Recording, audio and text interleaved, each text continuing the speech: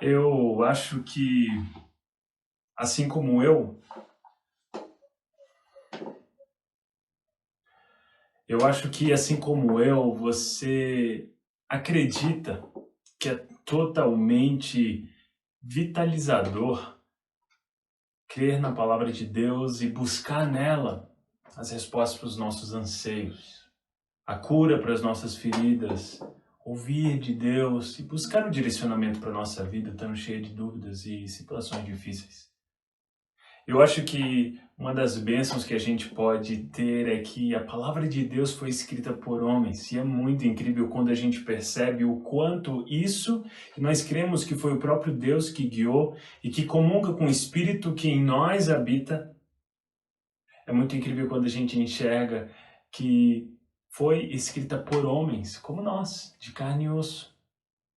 E a gente vê que através daquilo que eles viveram, entenderam, creram, foram possuídos de tal forma e transformados, eles expressam de uma forma totalmente honesta aquilo que eles escrevem. A sua vida, a vida dos apóstolos são expressões, e eu falo especificamente dos apóstolos, são expressões muito lindas à igreja, porque são homens que foram transformados pelo evangelho do próprio Cristo que conheceram. E nessa ideia, eu queria chamar você para a gente ler aqui a carta de Judas, essa carta que é simples, que ela vai tratar de uma preocupação de um servo de Deus preocupado com a igreja que está sob ataque eminente de pessoas que ali dentro estão levantando doutrinas que minam o evangelho de Jesus Cristo, machucam a comunhão do Espírito Santo naquele meio e promovem uma liberdade que é imoral, que é rebelde e que é totalmente distante do domínio do Espírito e das marcas que o cristão deve deixar no mundo. E ali Judas, que nos primeiros versos diz que estava interessado em escrever sobre a fé comum que eles tinham em Jesus Cristo, ele se sente impelido a escrever uma carta mais urgente, com um tema mais preocupante, sobre essas pessoas que dentro da igreja estavam causando tanto problema e ameaçando a comunhão, a estabilidade e o crescimento. Mas é muito legal saber que na primeira parte da carta que Judas escreve, ele fala palavras tão profundas de pertencimento e da certeza que ele tinha sobre a obra de Deus Pai, Deus Filho, na vida do cristão e no estabelecimento da igreja. Ele, com autoridade, fala a partir do que entende para uma igreja que devia entender isto. Vamos ler agora e deixar que Deus fale ao nosso coração através dessa palavra. No capítulo único, versículo 1, diz o seguinte: Judas, servo de Jesus Cristo e irmão de Tiago, aos que foram chamados, são amados em Deus, Pai, e guardados em Jesus Cristo. Versículo 2, que a misericórdia, a paz e o amor lhes sejam multiplicados.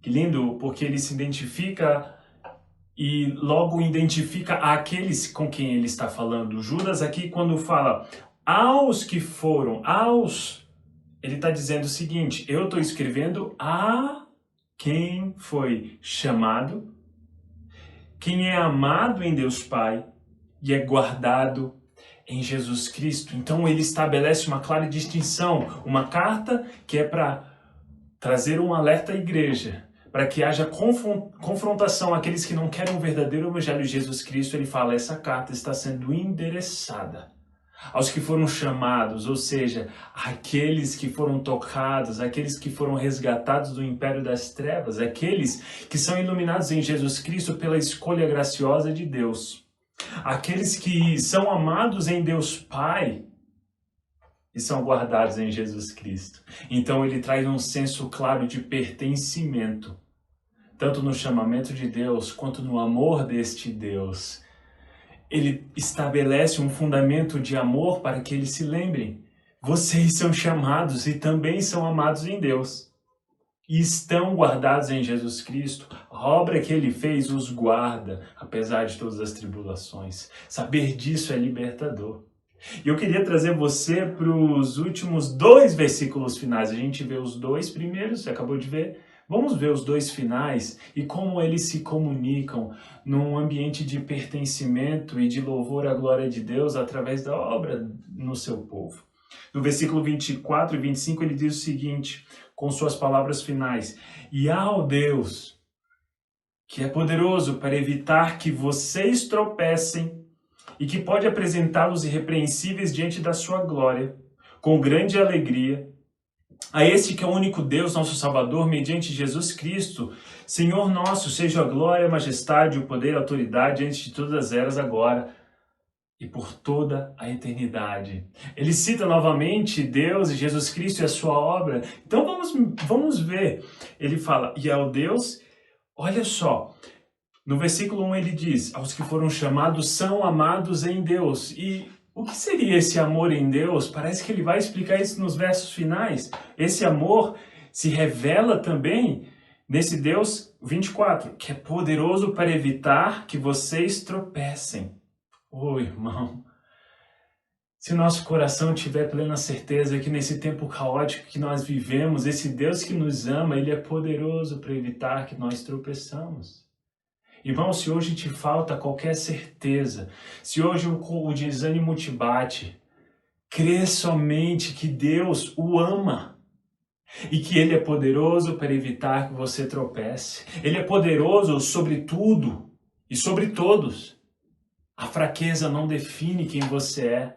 A fraqueza nada mais é do que a oportunidade de poderosamente o poder desse Deus que vitoriosamente venceu a morte, vai vencer juntamente com o Espírito Santo na sua vida. Qualquer tentação, qualquer pecado, qualquer luta, qualquer desânimo, qualquer coração abatido, creia no amor deste Deus. E ele continua dizendo, e que pode apresentá-los irrepreensíveis diante da sua glória. Esse é o amor deste Deus, que trabalha a obra da santificação em nossa vida.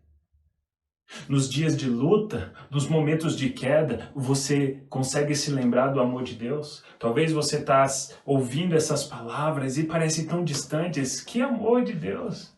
Se tudo em minha volta é dor, meu irmão, Jesus mesmo afirmou que ele não pede a Deus que nos tire do mal e tire a sua igreja do mundo.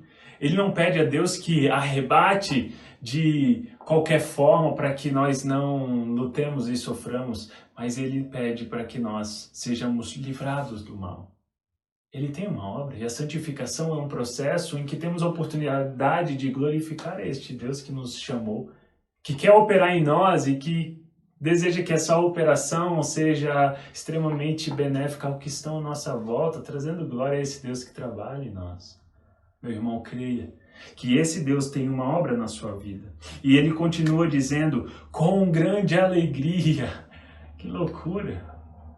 E você fala, tá, mas você está me trazendo um texto num tempo tão difícil e fala de alegria? Lembra que essa carta de Judas fala de um tempo extremamente difícil? De uma igreja totalmente minada por pessoas que, na ceia do Senhor, nos encontros da igreja de celebração, estavam falando coisas que não deviam, estavam minando Jesus Cristo. Eles estavam levando pessoas a práticas imorais, práticas rebeldes que não condizem com o verdadeiro evangelho de Jesus Cristo. Isso é tempo difícil. Paulo, quando manda sua carta a Timóteo, diz, porque nos últimos tempos sobrevirão tempos difíceis, porque as pessoas serão más, serão egoístas, buscarão seus próprios desejos. O que será isso? Irmão, nada é novo debaixo dos céus e da terra, mas é muito bom ver uma exortação à alegria num momento tão difícil. Judas nos mostra que a alegria não está nas circunstâncias, está nas certezas de quem passa pela circunstância. De saber que existe um ponto final, porque existe um Deus que desde o começo nos ama, é capaz de nos manter e perseverar irrepreensíveis e nos livra do tropeço. E para finalizar, ele diz, a este que é o único Deus, o único Deus, nosso Salvador, mediante Jesus Cristo, Senhor nosso.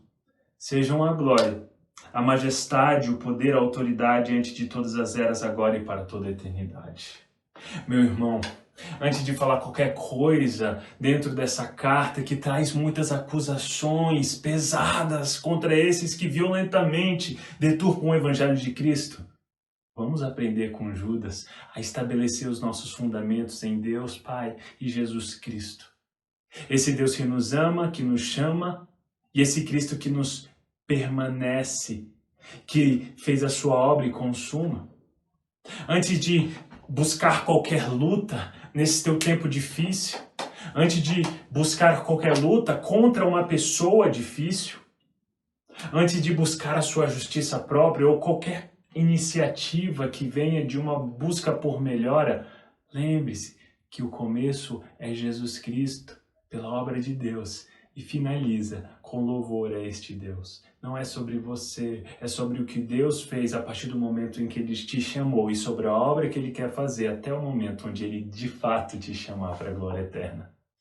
Oh, meu irmão, se a gente entender isso, esse meio, como essa carta, essa parte do meio, será uma luta honestamente vitoriosa, não por causa da nossa força, mas por causa do nosso começo e do nosso fim. Essa é a minha exortação. Para qualquer luta que você tiver agora, para qualquer luta que nós tivermos agora, e são muitas, todas se renovarão no dia de amanhã, porque cada dia traz o seu próprio mal. Mas se Jesus Cristo não estiver no começo, e não estiver no final, o que será de nós? Que isso te seja motivador, que o amor de Deus seja totalmente consumidor das suas esperanças, e seja o poder para que você se levante e lute sempre ajoelhado diante da glória desse Deus. Deus profundamente te abençoe.